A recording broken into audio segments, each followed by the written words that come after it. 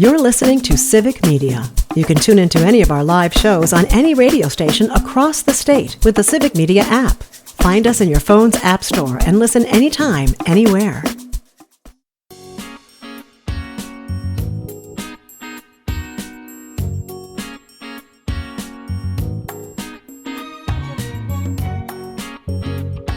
Live across Wisconsin on Civic Media, you're listening to Mornings with Pat Kreitlow, powered by Up North News. Now, from our Lake Wissota studio, here is the founding editor of Up North News, Pat Kreitlow.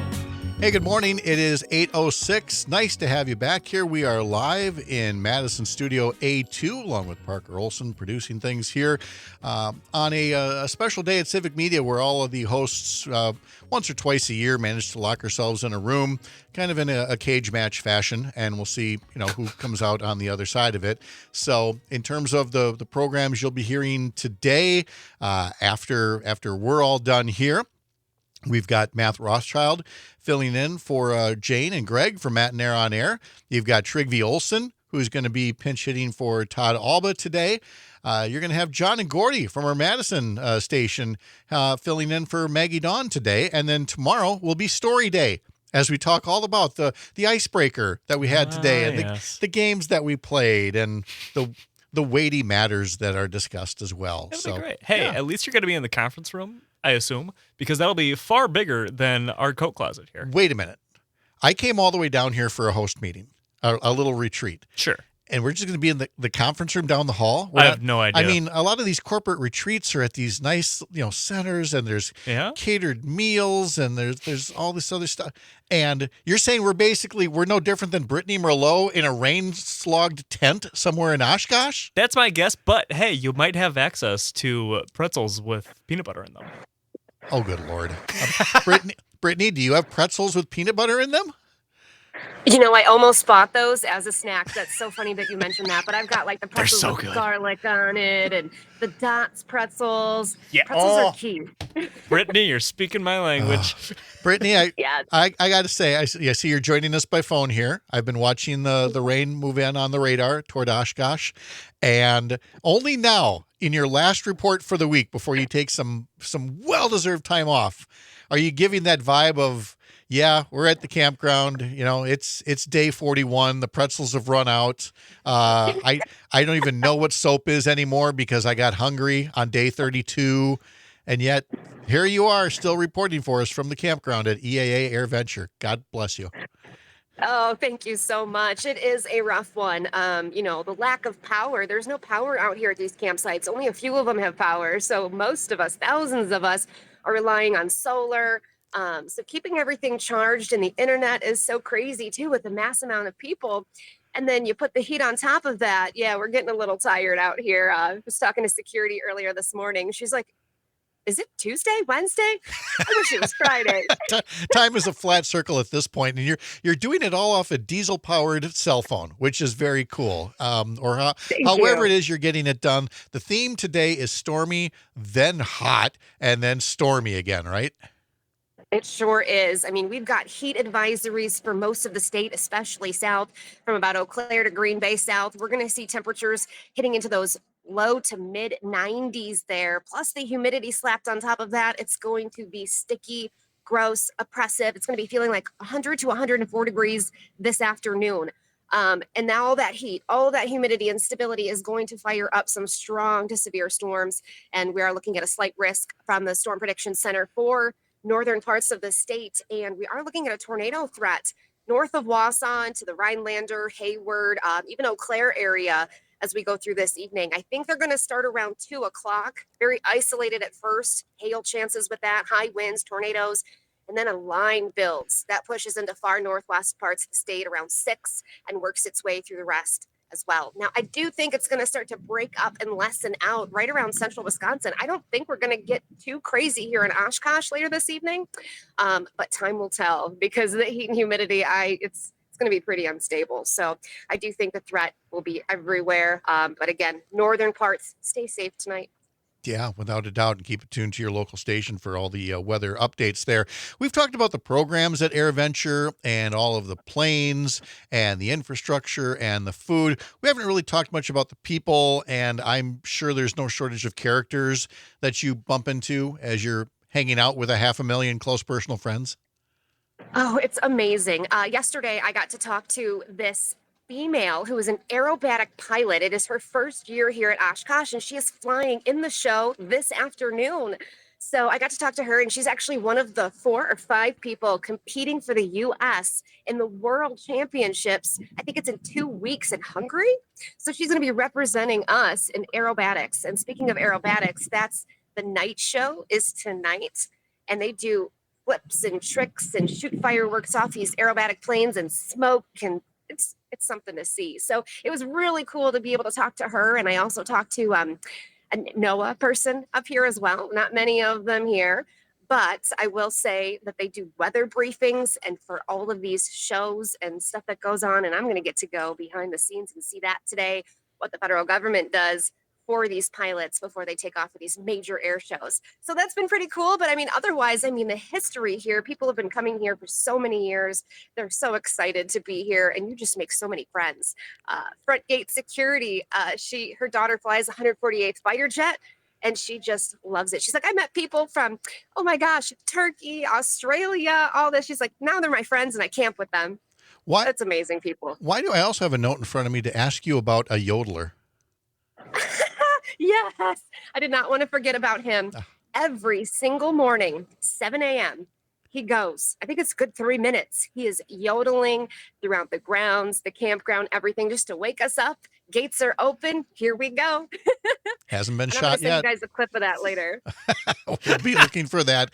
And again, Brittany's taking some time off to really enjoy things, but check her out on social media, and we'll talk to you all about it come Monday morning again. Brittany, thank you very much. Have fun. Thank you. Thanks, guys. See you later. All right. Yep. So great to see you, and very excited for the time that she's going to have here. All right. Just about 8:13. Let's bring in Earl Ingram now, because he's got his What's Going On podcast. Lots of great things going on with that. We're going to talk about the late Congressman John Lewis in just a sec. Your ongoing discussions with Dr. Howard Fuller as well.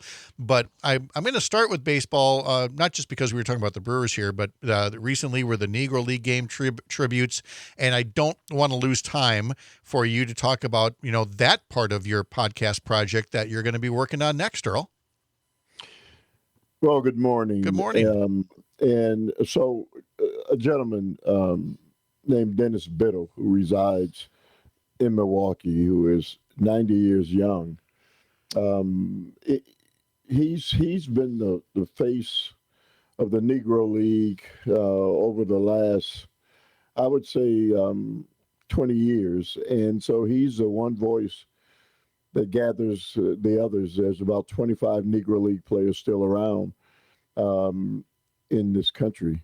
And so every year he brings as many of them who can make it to an event that I MC every year, and I MC'd it again this year. And so as we were doing this, and I got to thinking, he's 90 years old. He's a guy who really, along with Bud Selig, worked to bring pensions to Negro League players who played at Negro League baseball and then also wound up playing in the major leagues. Is a very, very fascinating gentleman, a great story. And I'm looking forward to, on this Friday, beginning a series with him. It's going to be a fantastic series. I'm sure nationally people will open their eyes to the history of what he'll be able to bring. Oh, that'll be wonderful to see, because, again, you can see the tribute games, but it's a reminder of just what all segregation brought to this country, and the battle for desegregation and for civil rights. And it pivots very nicely to another of your most recent podcast episodes, marking 5 years since the passing of civil rights leader and former Congressman John Lewis. I don't know if you can see it. I have on my John Lewis t-shirt. I can, yes. And John Lewis, for people who don't know, former Senator, United States Senator John Lewis, was a man who 5 years ago on the 16th passed, and so over 1,600 rallies across the entire nation depicting John Lewis and what was considered good trouble. He always talked about, we can talk about trouble, but if the trouble is good trouble, then it's worthy. And so over, tens of thousands of people gathered and rallied in their particular neighborhoods to say that good trouble didn't die with John Lewis. And if ever there was a time that this needed to take place and continue, it's now because of what's happening in this nation. And so Menominee Falls is an affluent community, and I can tell you there was hundreds and hundreds of people who were gathered as they basically wanted to let the world know that they're not happy with what took place, what is taking place. And the amazing thing about this is, Pat, I remember being at several rallies in Racine earlier this year. And the people who were at those rallies were elders, were seniors. The same thing with this. These are seniors who have decided that they're not going to remain silent in the face of what is taking place now. Tell us a bit more about, it's not just, Menominee Falls in particular, but I mean, as somebody who 30 years ago lived in the Milwaukee area and saw firsthand the resistance to the suburbs of a more diverse and integrated community, what are some of the challenges being faced today? Well, they haven't changed much. When you look at the fact that, Wisconsin, especially the state of Wisconsin, the black population is only 5%. And people across the state may not know that. And so they may believe that there are a lot more than 5% black in this state, but this is one of the most segregated states still in the entire nation. And black people still face a lot of discrimination and racism. It's not something people are willing to talk about, but it certainly has reared its head even more so under President Donald Trump. And so in the face of all of these different things, I know I was talking with the president of the Urban League, and they're about to make some noise about all the different things that have been taken away. They're concerned about affirmative action being jettisoned, diversity, equity, and inclusion, which was smeared and led people to believe things that really weren't true. And so there's so many different things that my generation is concerned about our grandchildren and great grandchildren and what they're going to face in the nation. We came out of a time, we're talking about John Lewis, the civil rights struggle. And so many of us lived through that as young people and fought that fight. And we're not going to be around to fight for our grandchildren and great-grandchildren because the clock is, anybody, a blind person could see that the clock has been turned back. And so this is the battle that we must wage. And it's good to see that people from across the nation are willing to wage that battle. Injustice is injustice. It doesn't matter where it is. That's right. And to learn more about that, as well as the episode about the forthcoming about the Negro Leagues and the ongoing conversations with Howard Fuller about the history of the voucher program in Milwaukee, head to civicmedia.us shows and look for what's going on with Earl Ingram. Earl, appreciate it as always. Thank you so much for the updates. All right. Thank you. Have a great day. And when we come back, Melissa Baldoff will be here with our climate check live on the Civic Media Radio Network from Madison. I'm Pat Kreitlow. Back in a bit.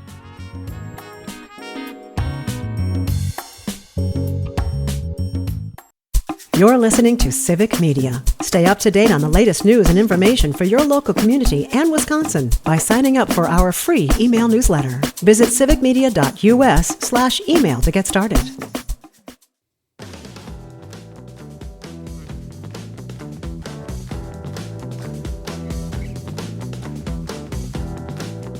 The Milwaukee Brewers' 11-game win streak came to an end, losing at Seattle last night 1-0. So the next winning streak continues to build this afternoon.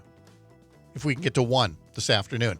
Pregame starts at 2:05 from Seattle on several Civic Media stations. Brewers are off tomorrow and then begin a weekend series Friday against the Florida Marlins. Melissa Baldoff joins us now to have this week's Climate Check, which has the usual load of depressing headlines about what the Trump administration is doing, and we will get to that. And by the way, and people go, why are you even doing it? That's so depressing. Because a record must be made of what's happening here, Melissa. That's why we do this. God knows it's not fun. It's necessary. The record needs so that people can't go, why didn't you tell us this is what Trump was going to do? Here's exactly what he said he was going to do. Here's exactly what he's doing. And so we take a little time each week for that. Exactly. And I also just have to note, I to your point about the Brewers' next winning streak starting today, Joe and our son Jonah were very bummed to not be getting their free web burgers. I know.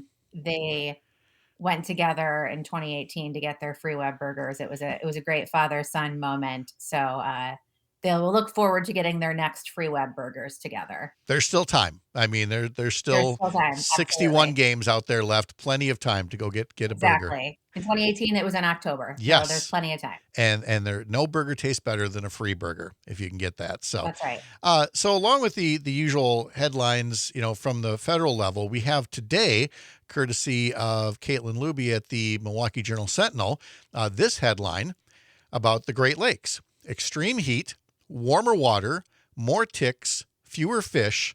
Climate change report brings grim news.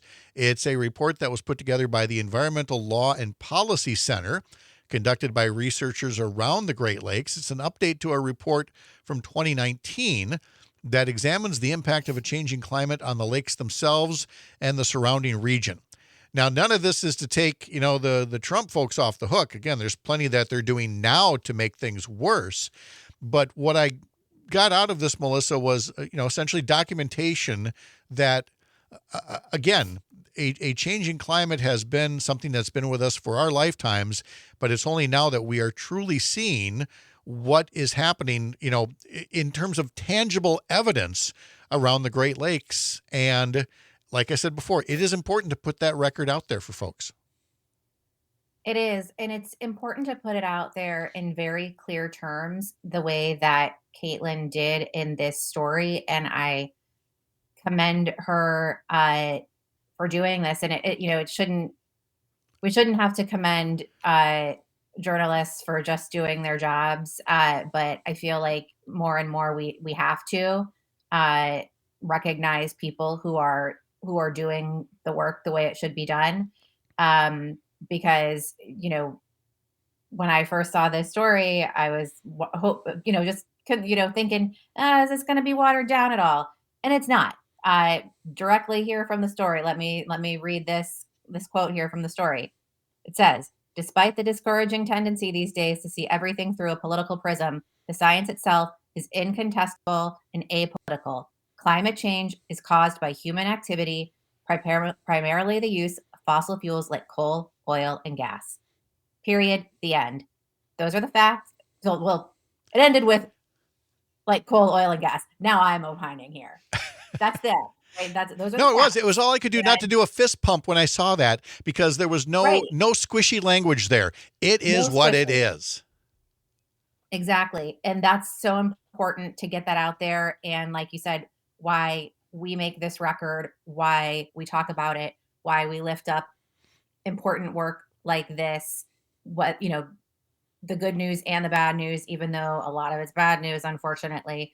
It's important to have these conversations, especially when we get this very clear, these very clear statements of fact, and make sure that people are aware of them and see them. And, I know a lot of the folks who are listening to us right now agree with us, but it's important that anyone who's listening to us, you might have people in your lives who don't necessarily share your beliefs. And it's important for them to hear this and for them to be aware, and, let them read this article, let them see the facts. And hopefully we can start bringing more people in to understand the gravity of this situation.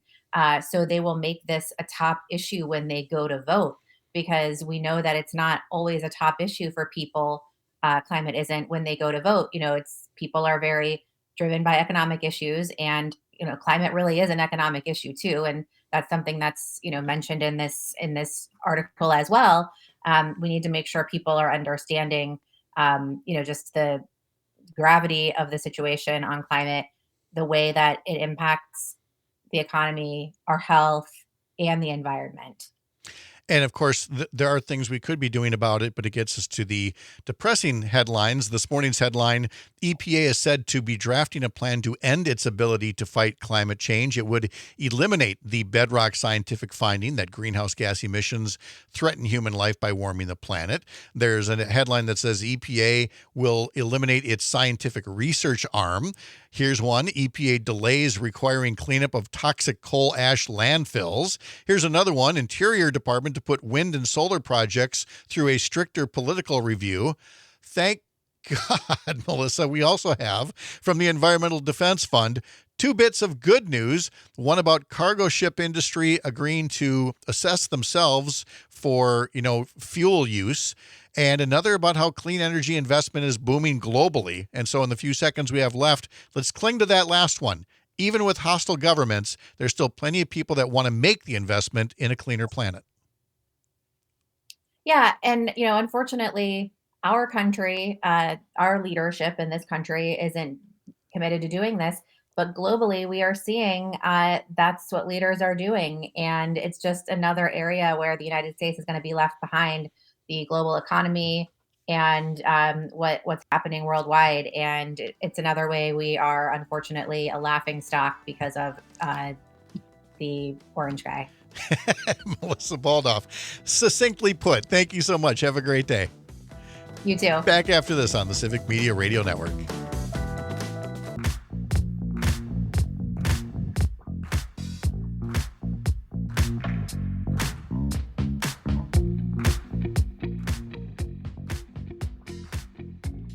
Was that our dance remix version of the bumper music? That was the Parker remix of "I hit the button a second too early, so I hit it a second time" and restarted the music. We have all been guilty of double punching. You know what's worse though is double punching on a camera button, TV camera or whatever. Yeah. Oh, when you think you've got the interview, and then you realize you double punched, and so it started and then stopped recording. Yeah. And you have to go to that person and go, "Can you say it again?" Mm-hmm. And actually, the very first time I taped an interview with Joe Zepecki for this program, I had to call him back like 5 minutes later and say, "Joe, I'm so sorry. I clicked the mouse twice and it did not record. It started and stopped." And he was nice enough to do that. So yeah, anyway, happens to us all. Stay up to date on our unabashedly Wisconsin news at Up North News by going to upnorthnewswi.com, clicking subscribe in the top banner. In today's edition, we can tell you all about the only Wisconsin high schooler invited to this year's NFL Draft Combine, all about a player who has been selected in the fourth round of the Major League Baseball draft by the New York Mets. So that's in there, along with a story about a new study that ties our state's weak gun laws to child deaths in Wisconsin. Again, all that and more over at upnorthnewswi.com. In terms of reaction to the climate news here, I like how Tony puts MAGA seems very focused on winning the 20th century again.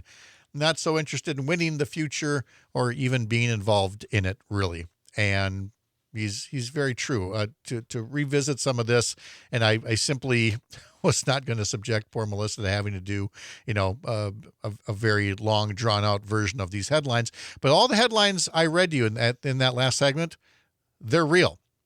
And we're going to come back to them in just a bit here. But I really want to, again, like Melissa did, commend to you the Caitlin Luby article in the Milwaukee Journal-Sentinel about this new study of the impact of a changing climate on the Great Lakes done by the Environmental Law and Policy Center. Since 1951, the average annual air temperature around the Great Lakes has increased by 3 degrees Fahrenheit. 3 degrees. That is a stunning change when you consider the cooling effect that the Great Lakes can have on a region. So if this part of the world with the Great Lakes is still warming up 3 degrees since 1951, which again, if somebody tells you, well, that's no big deal, maybe direct them to a science class. It is a very big deal. And it just tells you just how widespread this climate is. The article quotes Don Wobbles, lead author of the assessment and a professor emeritus at the University of Illinois. Climate is one of the most important issues facing humanity. We are driving changes, and now we have to figure out together what we do about it. Now, some of the takeaways make sense. More dangerous heat waves. That's understandable, and those heat waves are killing more people unnecessarily. There are more extreme rain events. In the Great Lakes region since 1951, annual total precipitation has increased by 15%.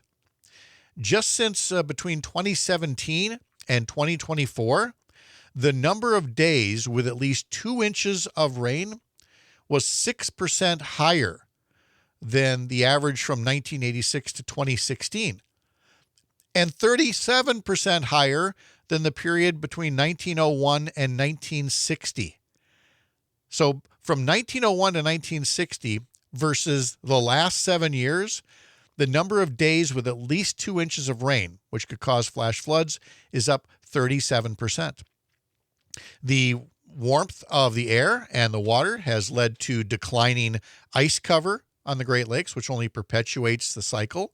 Lake levels are rising, the water temperatures are rising, and there are vanishing fish populations. Lake whitefish in some places are on the verge of collapse, with models showing that in Lake Michigan, the prized species may disappear from some parts of the lake within 5 years. And even if commercial fishing for lake whitefish ceases, they could still face local or regional extinction. There's another part of the study that we talked about yesterday with a guest from up north, and that is about tick-borne illnesses. And it's one of those things, again, I think a lot of people don't think about, but with warmer days and longer growing seasons for some of the areas where ticks will gather and grow, then the amount of tick-borne illnesses will grow as well, increasing the risk for diseases in humans and in wildlife as well, by the way. The updated assessment, the article says, also highlights that old-growth forests are still taking in a significant amount of carbon dioxide out of the air. For instance, tree ring data from 9,000 trees in northern Wisconsin show that older trees store more carbon than scientists previously thought. The fact that old-growth trees store more carbon underscores why cutting them down is a serious mistake, according to Wobbles. Somebody please put this article, print it out, put it in an envelope, send it to Congressman Tom Tiffany, and stop this whole notion of cutting down our forests. And of course, this all has an economic toll that it takes on the Great Lakes as well.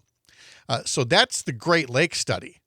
But the fact of the matter is that, yes, everything else that we talked about from Trump's EPA, those are all true headlines. The EPA is drafting a plan to end its ability to fight climate change. It will eliminate its scientific research arm at the Environmental Protection Agency.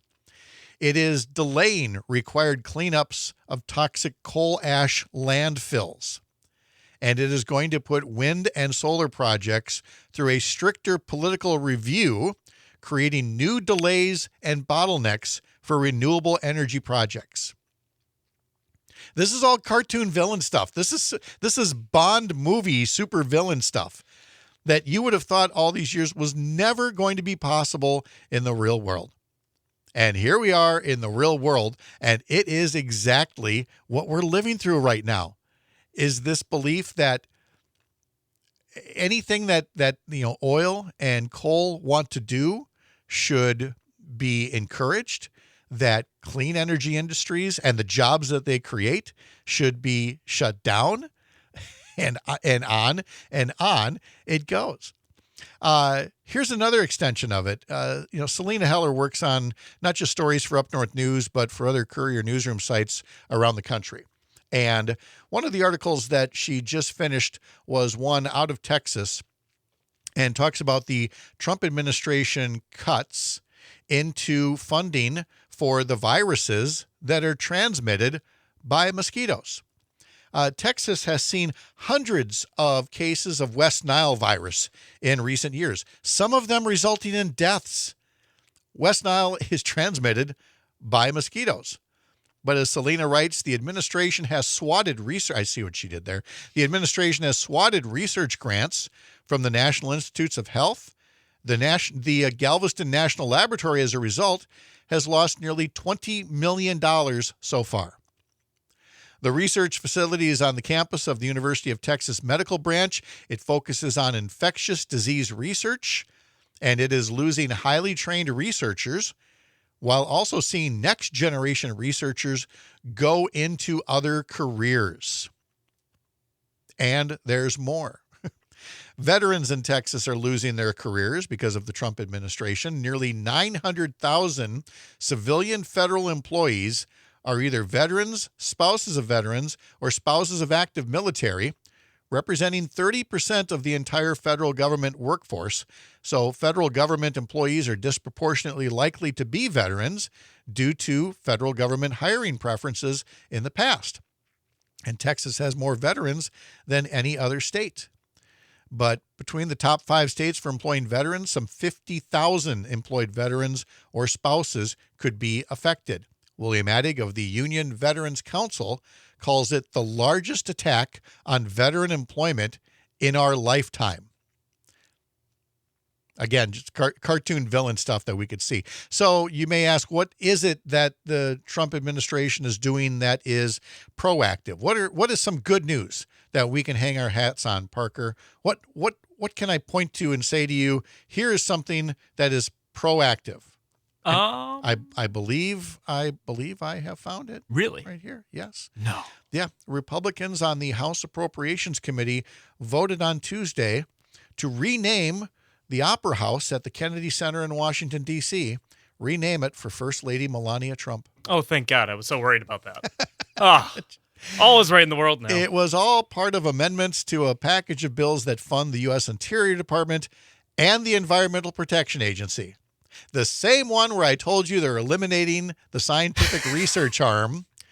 But the bill funding that agency includes language to designate at the John F. Kennedy Center for Performing Arts the First Lady Melania Trump Opera House.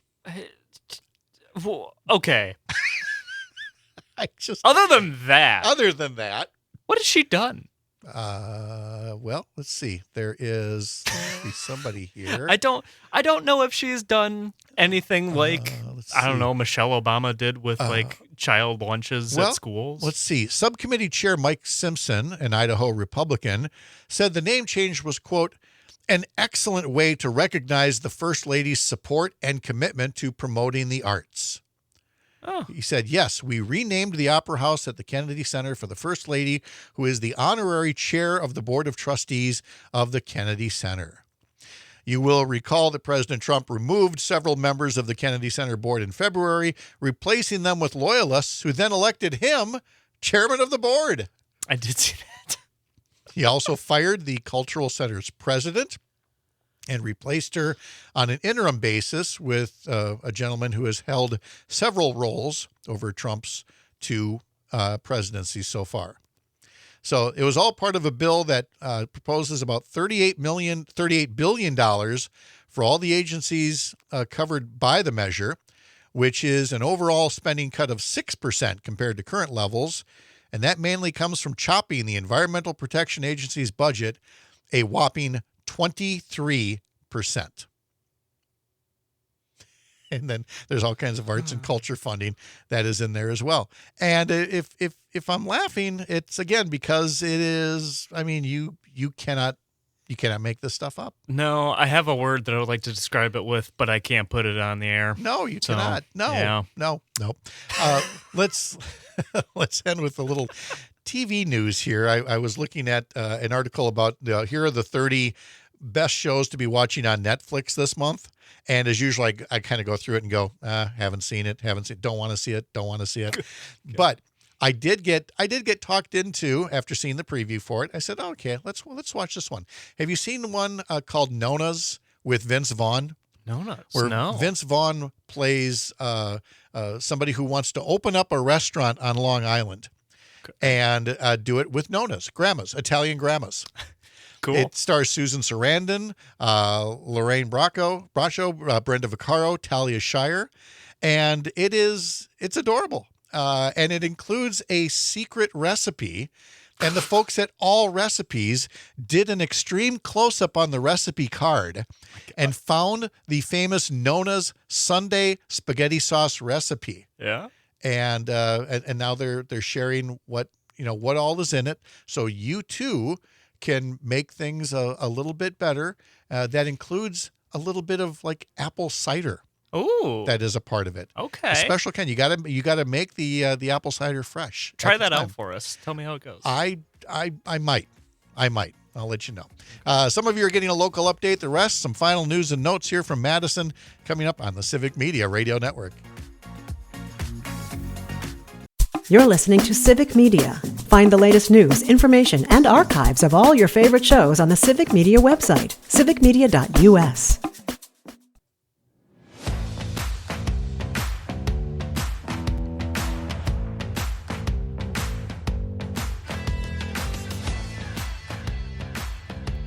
Once again, a reminder that the Milwaukee Brewers and the Seattle Mariners will wrap up their series this afternoon, and you can catch that game on several Civic Media stations.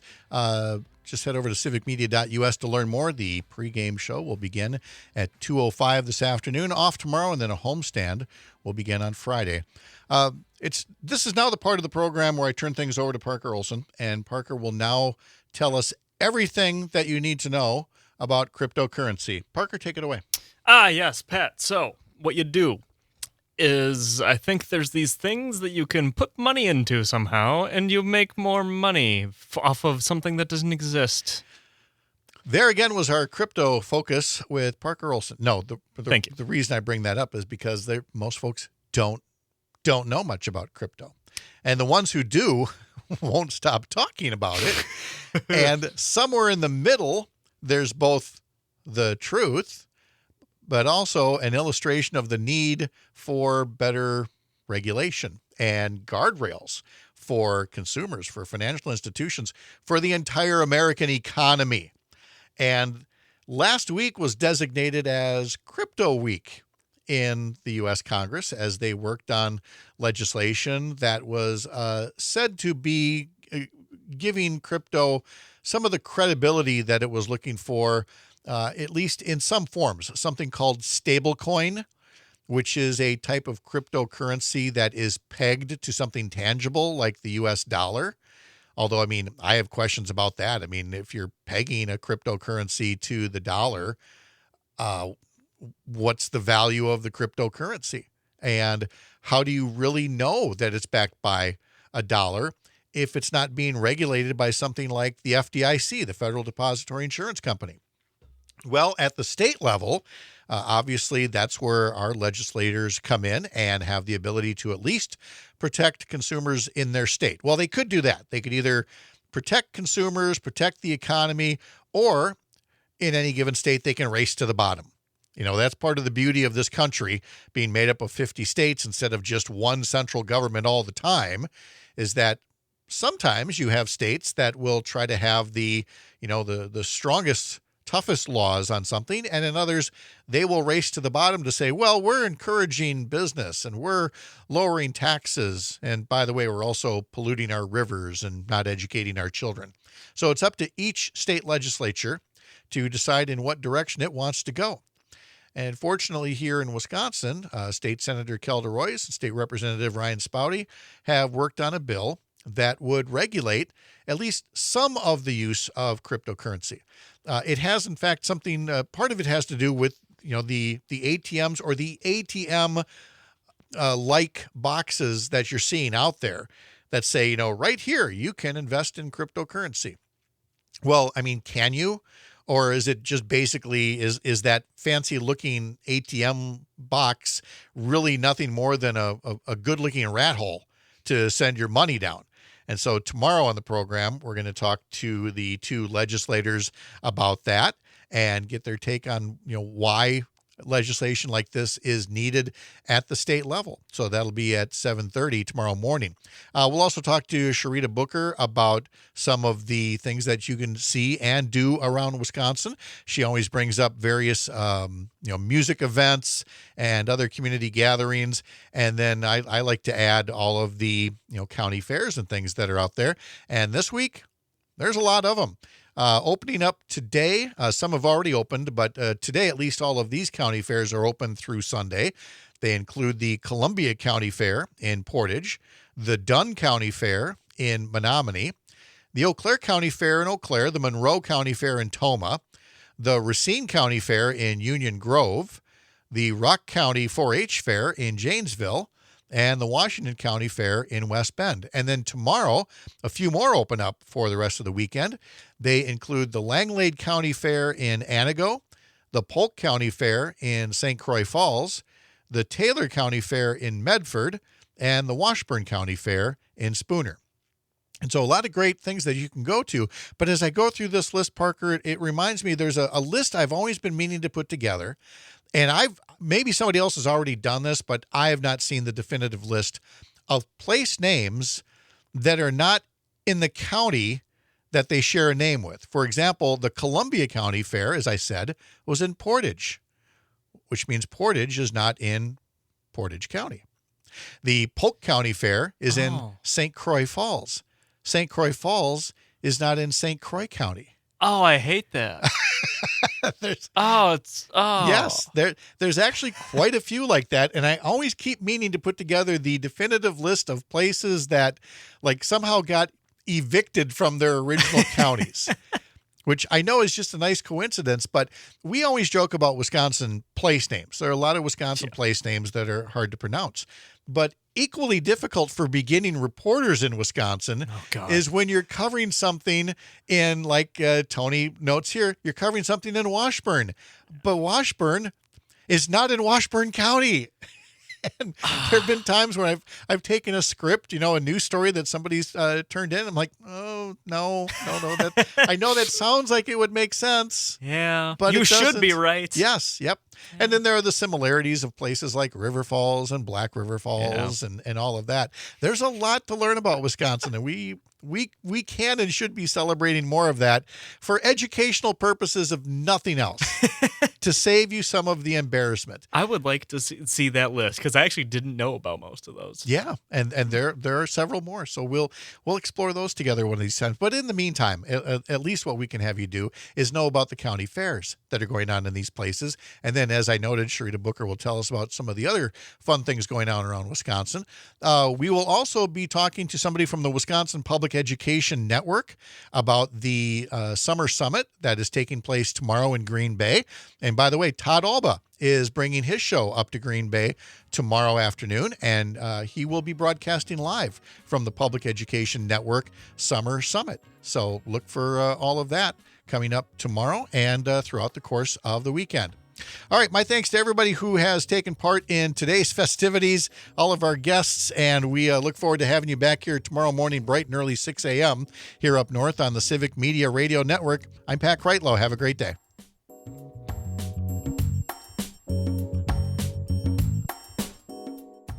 The national news cycle never stops, but it can be hard to find news about your local community. Civic Media is dedicated to providing quality local and state news coverage across Wisconsin. With the Civic Media app, you can get notifications about local stories that matter to you and your community. Find the free Civic Media app in your phone's app store and choose notifications from the menu to tell us what kind of news you want to hear about.